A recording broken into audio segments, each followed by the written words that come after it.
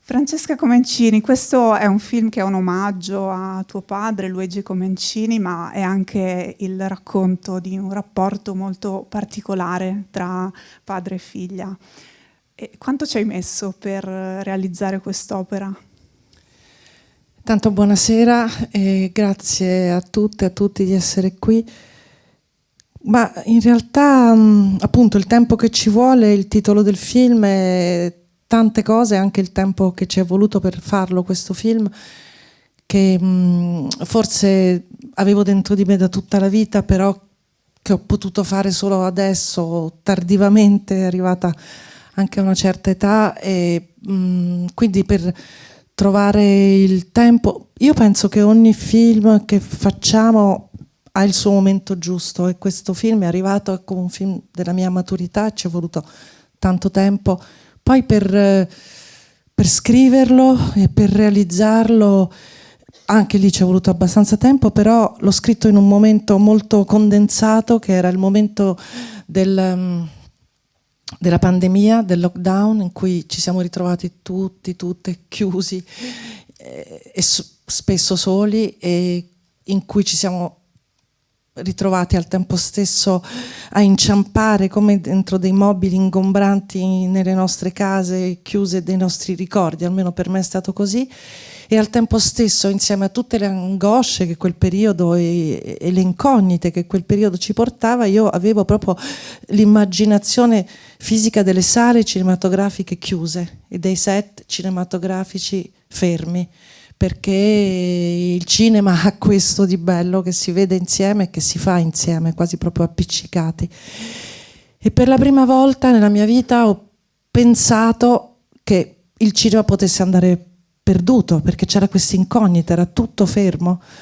E quindi la spinta poi è stata quella di associare questa immagine delle sale chiuse, dei set fermi, con naturalmente il veicolo che era stata la trasmissione principale di questa passione, la figura che incarnava più di tutti, che era quella di mio padre. Quindi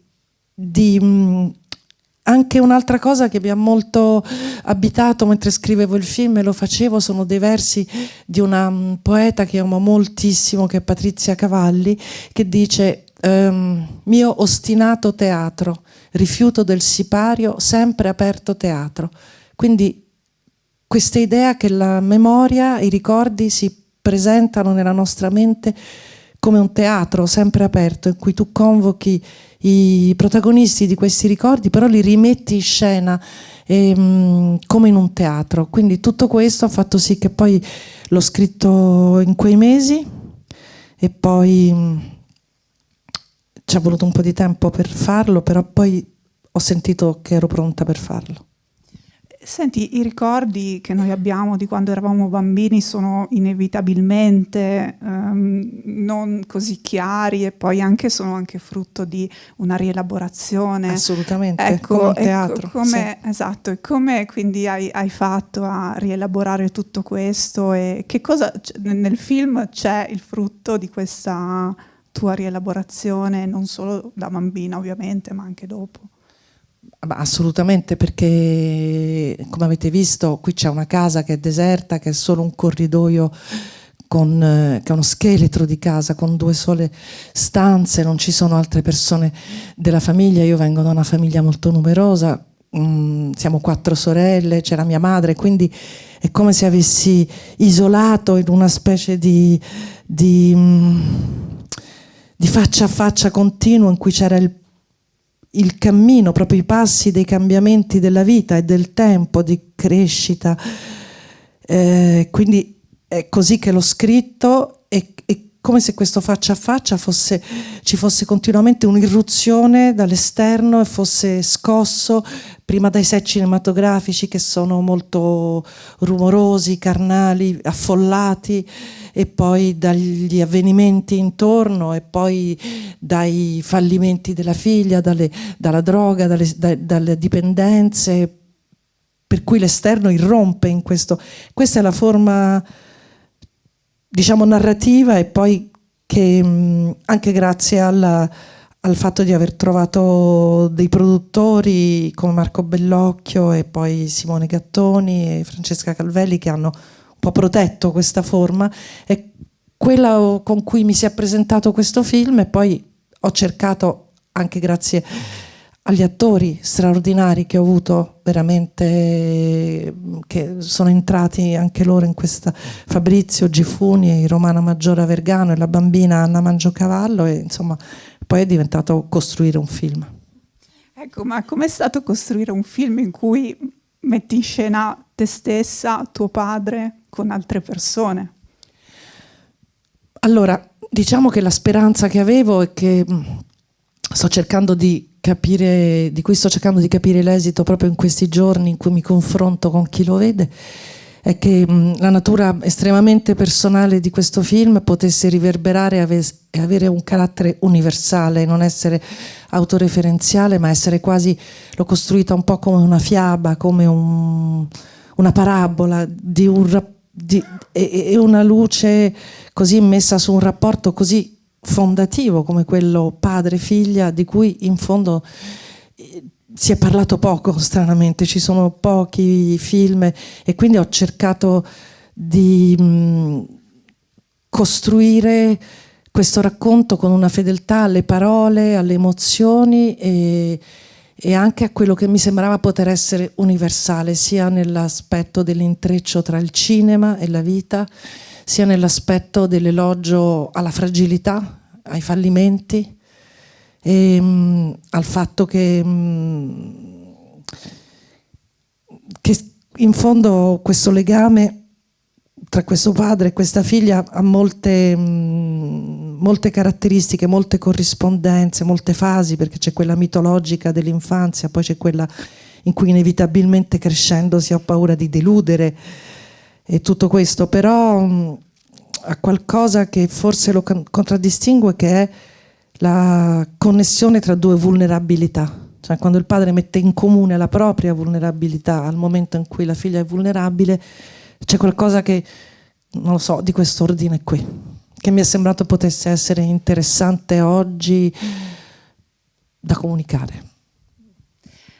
Un rapporto in cui c'è molto il racconto anche orale, quindi attraverso le immagini ma anche orale. Le parole? Sì, sì, esatto, sì, è vero, nel senso che ho cercato di rispettare molto nel ricordo la precisione delle parole, sì. Mentre le situazioni erano un po' la precisione delle emozioni e la precisione delle parole, perché mi sembrava ci fossero delle parole come comunque che mi erano rimaste impigliate nella mente, come se fossero delle foglioline che rimangono incastrate ancora vive dentro dei rami che ormai sono morti, il tempo ci ha soffiato sopra, però proprio la qualità di queste parole mi era rimasta impressa, sì. Sì. Diciamo, ha colpito anche me molto, perché da un regista ti aspetti chiaramente le immagini, ma questa così attenzione al racconto, è evidente che c'è stato questo nel vostro rapporto padre e figlia. Sì. Sì, sicuramente, ma comunque al di là del fatto che mio padre facesse questo lavoro, e quindi che è un lavoro straordinario in cui c'è una grande anche fiducia nell'immaginazione, proprio nella fiaba, lui lo dice, lì ho capito che con l'immaginazione potevo scappare, quindi è chiaro che c'è questo mondo anche fantastico, però credo che al di là del mestiere anche che ho voluto raccontare nella mia visione, però credo che tutte le trasmissioni, ecco, questo è un film sulla trasmissione, no? Le trasmissioni di qualcosa che ci sta a cuore, che vogliamo trasmettere ai nostri figli o a chi ci sta intorno, avviene molto attraverso le parole. Senti, questo l'hai già detto, è un omaggio al cinema muto anche. Sai che in questi giorni sta per iniziare a Pordenone le giornate del cinema muto.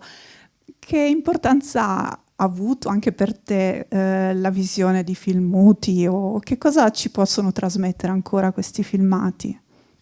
Ma per me, diciamo che per me personalmente è legata a questa cosa della conservazione, è legata anche qui alla fantasia, perché io non ho conosciuto naturalmente, però la fantasia di questo ragazzo, perché qui quando faceva queste imprese di andare con la bicicletta, con la valigia, insieme a...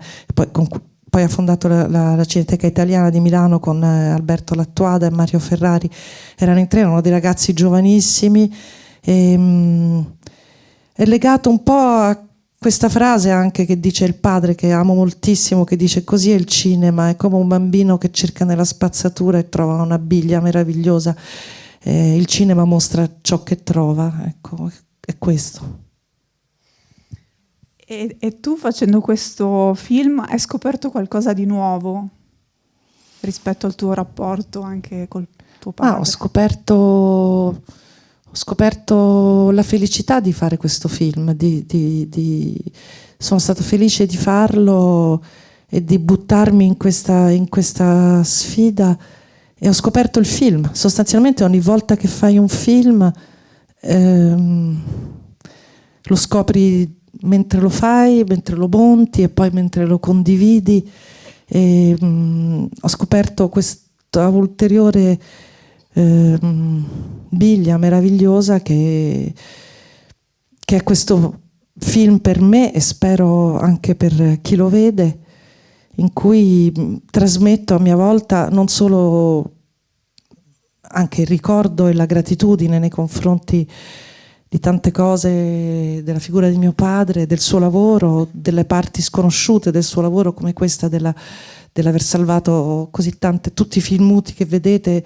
Anche la cosa assurda è che quando sono andata a cercare proprio il fondo dei film che lui aveva depositato, ho trovato sia l'immagine iniziale e finale del film, che è il bambino che dorme e che poi si sveglia, sia che è tratto da un film del 1911 di Umberto Paradisi, che è un adattamento dagli Appennini alle Ande del Libro Cuore, che poi è un film che lui, ultra cinquantenne, ha fatto un adattamento del Libro Cuore.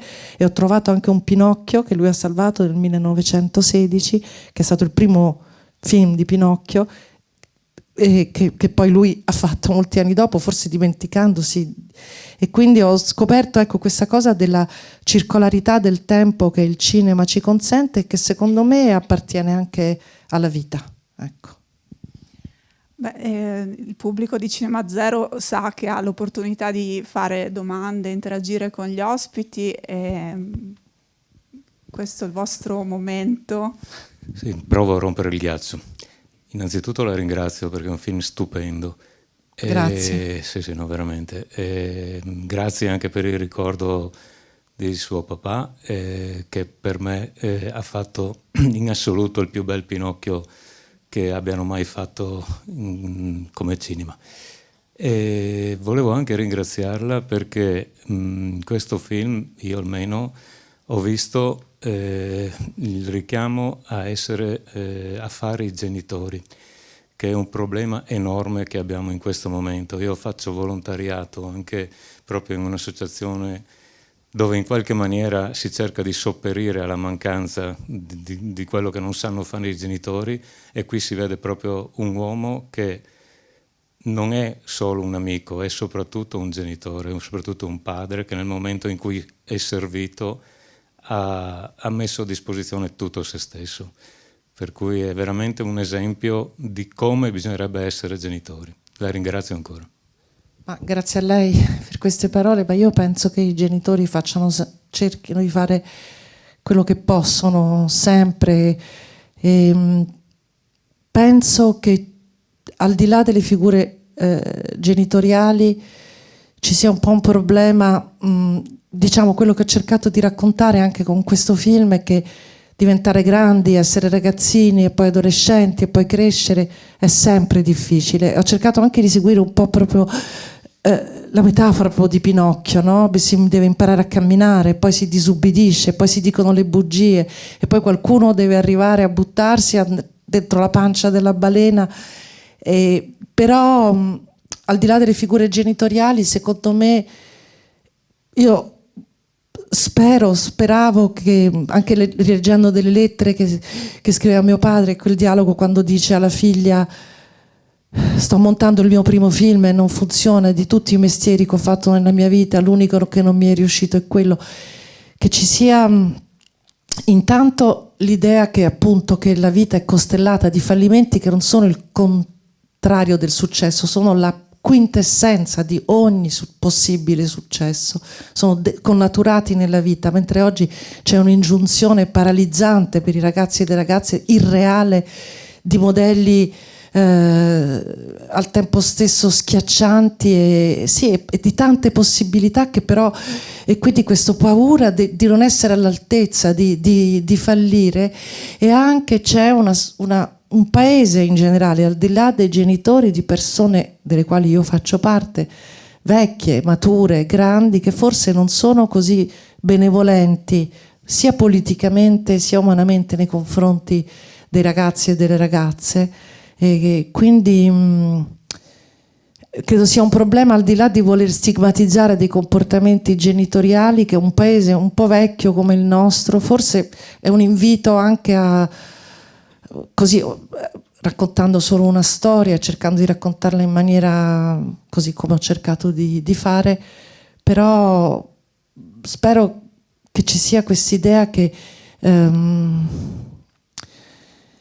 essere ragazzi, essere ragazze, ci sono dei momenti di fragilità, di difficoltà, e che se ci sono intorno delle persone che non pensano di essere forti, di giudicarti o di fregarti banalmente, e che è un po' un problema collettivo, secondo me un po' politico del nostro paese, forse è meglio, ecco, detto male, scusate.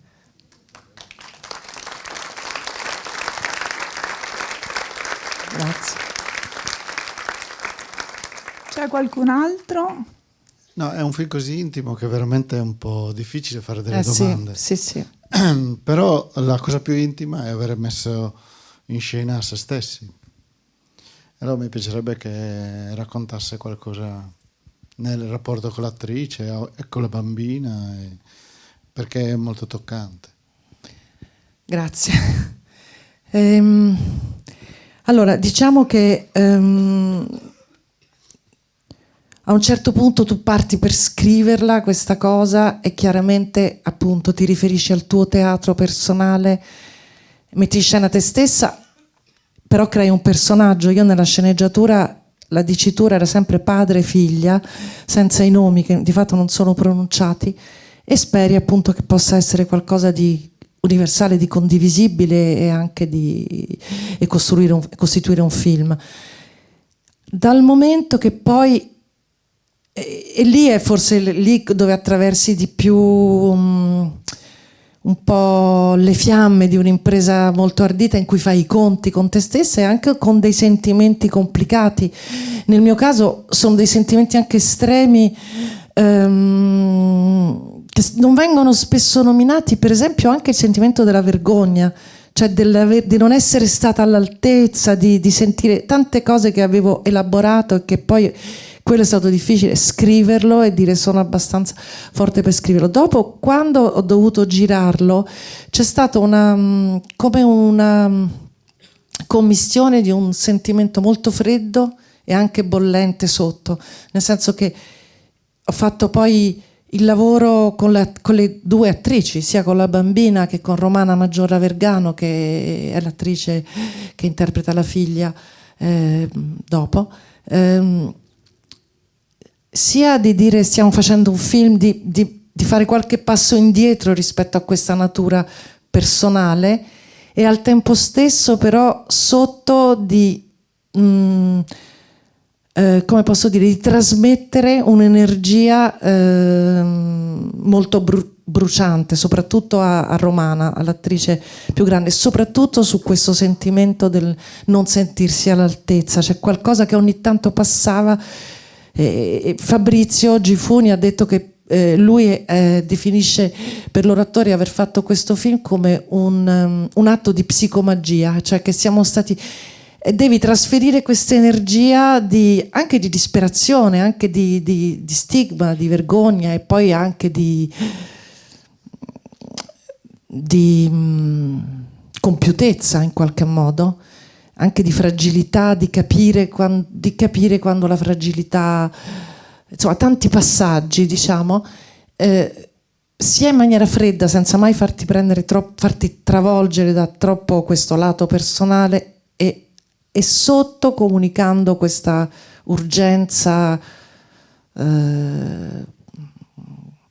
quasi sulla tua pelle, no? Però è stato tutto un gioco tra come buttarsi nel fuoco, quindi in cui devi stare attenta a non bruciarti, quindi sviluppare quasi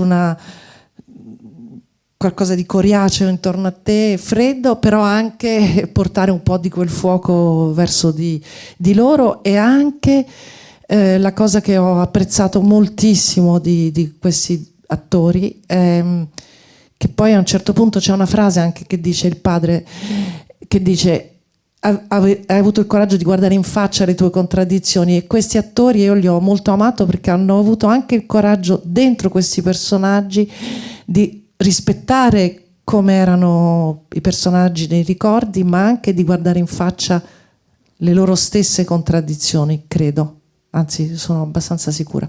Quindi ti ho risposto un po' così.